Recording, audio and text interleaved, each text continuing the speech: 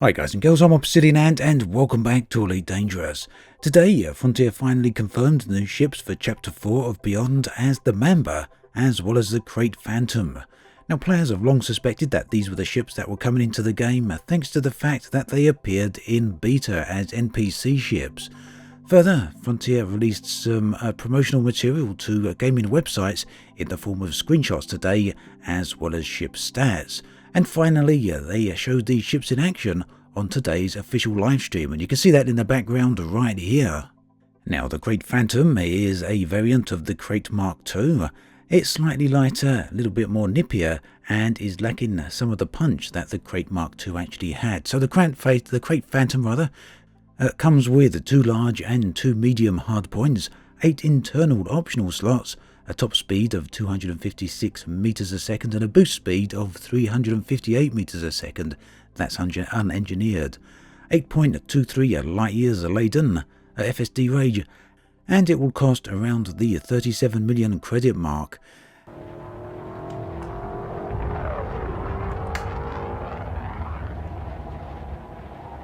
So in terms of appearance, the Phantom has a lot in common with the Mark II, except the Phantom's engine profile is very different, so the ship does have its own distinct ID.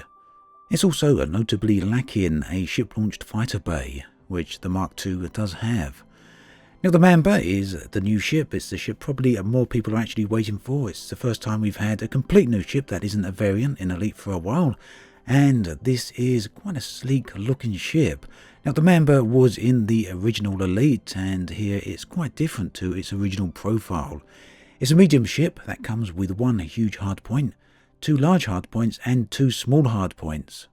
It also has 5 internal optional slots, a top speed of 316 meters per second and a boost speed of 387 meters per second. That again is unengineered.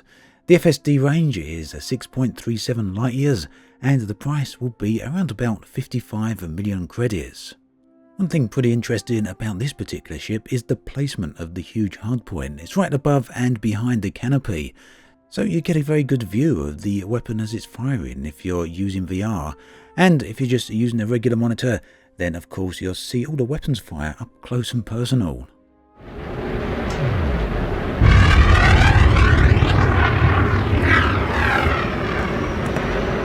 So there we have it, the 2 new ships coming in Chapter 4. These will be arriving on the beta server at some point next week. Now, whilst we're here, there is another subject I'd like to talk about in this video, and that is the topic of mining. So the new mining systems arrived on the server, on the beta server yesterday, and they come with 3 new distinct types of mining: surface mining, subsurface mining, as well as deep core mining. Now, the deep core mining is the one that was going to interest most people without a doubt, as that involves exploding asteroids and cracking them wide open. And by this point, you've probably seen a whole bunch of footage, as many people have uploaded the experience. However, it's not all quite as good as it appears. There does seem to be overall 2 slight problems with mining. Firstly is the extreme low yield and payouts that you get from the ores of the asteroids themselves. This is something that's not too much of a concern at the moment because it is in beta, and Frontier have today said that they will be addressing this as they've heard the issues that the community have with this, and it's something that they're going to balance. By far the larger issue is the fact that there are many people out there that, despite searching for a long time, are not able to find any asteroids with fissures. Now the fissures are the parts of the asteroids where you can deploy the seismic charges into in order to crack the asteroids open. So you can't crack open or explode any type of asteroid, you need to search for a very specific type. My personal experience with this is, despite spending well over 2 hours searching for an asteroid I can explode yesterday, I wasn't able to find a single one. And it turns out that I'm not alone with this. I was looking on my Discord and there's a bunch of comments there from people saying they've had the same problems. And you can look at the official forums as well, and there's a load of people there also having the same problem.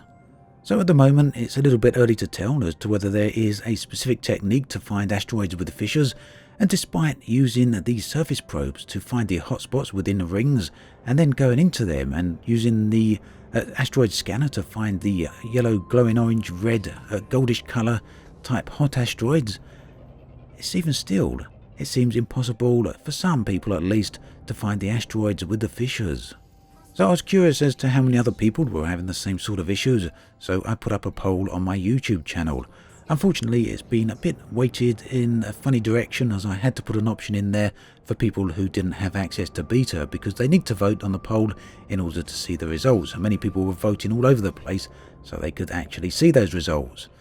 But it seems at the moment that nearly as many people haven't been able to find an asteroid with fissures as actually have found such an asteroid. So it does seem a little bit strange at the moment. But again, maybe there's a technique to it, maybe we're not doing something right, or just maybe the RNG isn't particularly efficient in providing these things for us.